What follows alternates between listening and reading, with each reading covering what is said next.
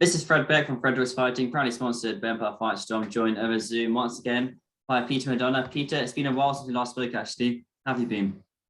Yeah, very good, Fred. Very good. Getting back involved with boxing now.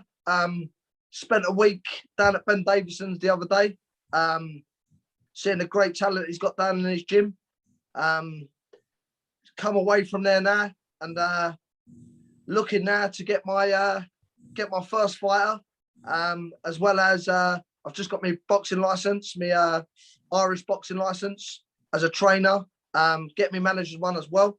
So I'm looking forward to moving forward with boxing after 3.5 years out and sitting there toying with whether I hated boxing or I was just in a bad place at that point, you know? Yeah. But when you train a fighter, will you have your own gym or are you training in someone else's gym? What's the plan? I think what I'll do, I would like to train, because for me specifically, I want to work with one fighter or maybe two fighters. That's it. Because they are going to get 100% of my time, down to running with them in the mornings, training with them in the gym in the days. Obviously, I may not be running, but I'll be in the car telling them where to go, what to do. And I think you've got to live the life with the fighter. I took a lot of experience out of my own career, down to, people say you had 58 pro fights, you had over 100 amateur fights, your experience. I said, mate, my experience wasn't got there. There's experience there, but it wasn't got there. It was got from going to camps.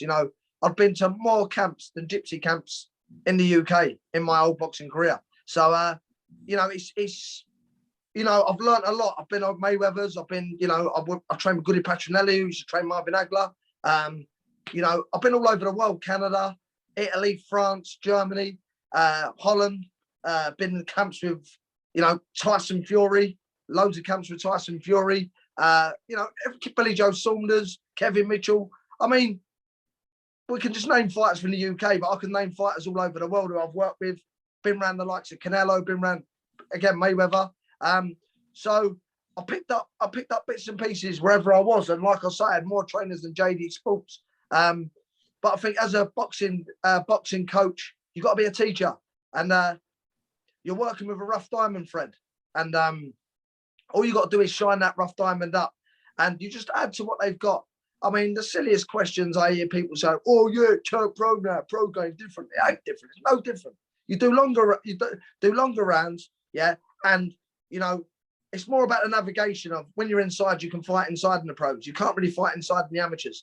So it's just pick it for young kids to pick things up, and all you do is add to what they've already got. And I will be the first person to say, when I do post-fight interviews, when I've got fighters on whatever channel, whether it's Sky, The Zone, whoever, I'll be the first person to say, when I've got a kid with a great foundation, I will turn around and big up his trainer, teacher, before I talk about what I've done with that kid. I mean, we find kids turning professional now, they've been with a trainer 6 months, who ain't even got a CV to work in McDonald's, but they say he's the greatest thing since sliced bread. They forget all the years that amateur coaches put into that fighter. So this is real talk. This ain't stupid talk. And I understand everything's got to come from a foundation. And what I'll be looking for is a fighter with great foundation, because otherwise I will tell fighters, don't bother turning professional. You're not going to make money. You're not going to do this. You're not going to do that. So like I say, if I get a fight with great foundation who I can work with, that's where we go from there, There you go. Sounds pretty good then. But how far away are you from getting a fighter? Because I think before Christmas we talked about it. Now it's April. How near are we? How near are you away? Do you know what? Father Christmas might bring me one, mightn't he? I don't know. I'm at an uphill struggle in certain ways. People like the way I talk, but at the same time, people are so interested in social media and all the, pad sessions and social media and all that sort of stuff. And I'm the first person to say I'm not going to be one that's going to be doing millions of rounds of pads. I'm going to be telling you what you're doing wrong and watch you from a shadow boxing aspect, watch you from a bag aspect. It's a little bit old school more than anything. And when people turn around and say boxing's gone forward, well, maybe it's gone forward on Instagram and things like that. But I think the boxing game itself ain't gone forward. It's common sense. You've got to punch someone in the face and try and not beat it yourself. That's what boxing's about, surely. Hit and not be hit. So firstly, you instill a defence into a fighter. There's no point in instilling an attack into a fighter, and then all of a sudden he's taking shots left, right, and centre. You know, my main thing for that fighter is so that, and for his dad, you know, because you've got to have a family relationship here. You've got to speak to the whole family, whether he's got a wife, a girlfriend, a mum, a dad, and you've got to say, look, my main objective for this fighter is safety, and that's the most important thing, you know. And I'm the first person to tell them whether it's time to give it, you know, call it a day now, you know. So, and if they choose to go with someone else, as long as it's not on my hands, as they say, blood on your hands, then they go elsewhere, you know. So I felt, before we start what we're going to really talk about, I felt I just had to get out there because I think it's very important. And basically, I'll tell the truth, yeah, but the truth is a crazy place in a world full of lies. That's the top and bottom bit. That's a great saying, people. Listen to that saying, right? And then obviously just think about it. You know, we go on Instagram, we go on Twitter. I've come off all social medias now. I've just come off them. Someone does a little bit for me, but I've come off them totally. It's warm here and I'm sweating. But for me, people are putting up this on social media, that on social media, but Fred, they ain't even got a tin of beans in the cupboard, mate, at home. And that's the truth of it. And that's being real, you know. So again, everyone's got their own ways. I'm not saying fighters shouldn't promote themselves on social media. Of course they should, because they're trying to sell tickets and do whatever.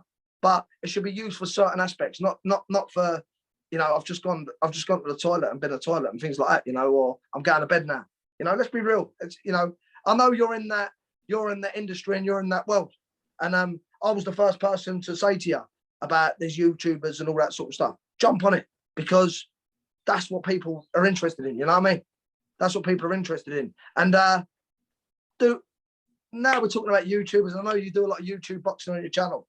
I'm not going to come on your channel and hammer YouTubers, because for me, we need a world organization in boxing. If we don't get that, let the YouTubers carry on, because some of these YouTubers train harder than what professional boxers do. And that's the truth. We'll sure touch on the YouTubers another time when there's got another event announced. But we got, by the time, I don't know if I put this out today or I put it out on Fight Week. I'll probably put it out today actually, because our videos go up on Fight Week, so I'll be going on to the public workout, presser, etc. But I know you've known me and Tyson Fury's counsel before. We'll just start with this question. How do you think Tyson Fury wins, and how do you think Dillian Whyte wins? We'll start with that one. We'll start with, I speak to Tyson Fury nearly every day. He's in a good place, you know, positive, focused. But I know Tyson very well, and this is a very, very hard for Tyson. And I'll explain a couple of reasons why it's a very hard fight for Tyson. Firstly, he's a massive favourite. Tyson don't like being a favourite. Tyson loves to be the underdog. He was the underdog against Klitschko. He was the underdog against Wilder. You know what I mean? And another thing is, we had Wilder Fury 1. Wilder Fury 2 it went on for the 12th round, went on to the 13th round. And I think the same happened in number 3. This is a totally different style, totally different fighter. Firstly, I'll give you Dillian Whyte's strengths and weaknesses. Dillian Whyte's not great at anything, but what he is, he's got a good jab, he's got a good left hook, he's got good balance, he's got good cardiovascular, he's got, you know, he's got, when he's hurt, when he's in trouble, he's dangerous, right? He's been knocked out, but he's been knocked out by Povetkin. That would have knocked anyone out with that shot. He's been knocked out with Joshua, for me. That would have knocked anyone out with that shot. I'm not saying that they would have knocked Tyson Fury out or knocked any other opponent out, but that shot, I believe, could have knocked anybody out. Yeah? So, Dillian Whyte is seriously dangerous. Tyson Fury struggles with smaller fighters. You know, so how does Dillian Whyte beat Tyson Fury first? Tyson's got to have a very bad night. He's got to stand still with Dillian Whyte, which I don't think he's going to do. Looking in tremendous shape at the moment. We can see what I think he's going to do. But we don't know what Tyson's going to do till he gets in there. He probably don't know what he's going to do himself till he gets in there. That's Tyson. That's Tyson. Dillian Whyte's got to attack the body. He's got to hit the chest. He's got to hit the arms. He's got a very, very long reach for his size.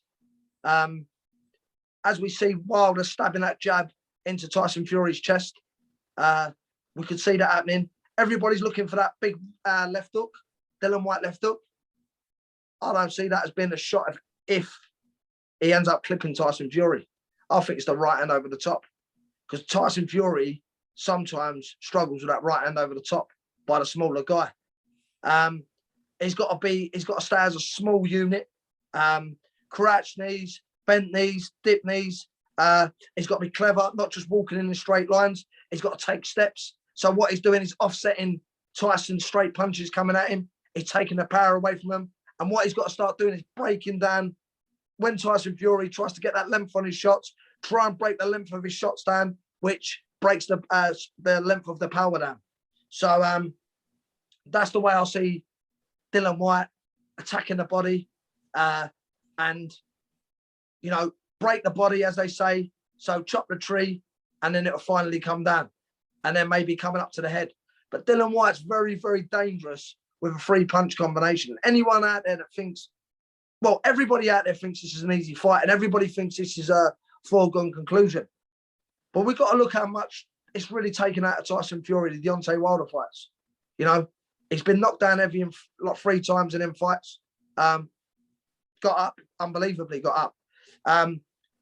But what is Deontay Wilder's strengths? Deontay Wilder's strengths is his punch power. Dillian Whyte ain't great at anything. Wilder's got great power, but Wilder, apart from that, his balance is bad, his cardiovascular is bad, everything's bad. Dillian Whyte is ordinary, but ain't bad at everything what he does. So he's got a bit of everything. And again, we're looking at the knockdowns. We can see Dillian Whyte takes a shot.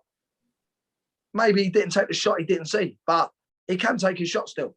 Although we've seen him spark twice. Going back to, and again, people try and put Whyte and Chisora. People try and like, oh yeah, but he done Chisora. 2 different fights. They're 2 fighters at the same height. As they say, put 2 donkeys in a derby, we've got a derby. Put 2 thoroughbreds in a derby, we've got a derby. If you put a thoroughbred and a donkey in, it's not going to be a good fight. So they were good fights. You know, Joseph Parker was a good fight, same height. I think this fight's going to be totally different. Tyson Fury to beat Dillian Whyte, for me, if he turns up mentally, he's obviously physically in shape. He's in better shape than what he was for Deontay Wilder, number 3. He had a lot more problems going on. He can beat him in probably any way he wants to beat him. In any way he wants to beat him. How do I see him beating him? I think he'll get the jab going, movement of feet, make Dillian Whyte be clumsy, fall off balance. Dillian Whyte squares up when he throws the right hand. And the fight don't go beyond 8 rounds. That fight does not go beyond 8 rounds. But I tell you what, for 3 rounds, Dillian Whyte can be dangerous. Even if he's getting his head jabbed off, yeah, he might. And I'm not on about 1 shot, but if you get a few shots in it, slow a fighter down, you might bring that fighter, slow that fighter down a little bit. But for me, I don't see that fight going beyond 8 rounds. Again, the only person that can beat Tyson Fury in this era is Tyson Fury. And I don't think nobody out there can beat him. They say about Alexander Usyk. I said Alexander Usyk beats Joshua. I told people how he beats him. He don't beat Fury. Fury knows how to use his size. Fury knows how to use his strength. And, you know, he's got all these people. He's got this person in his corner, that person in his corner.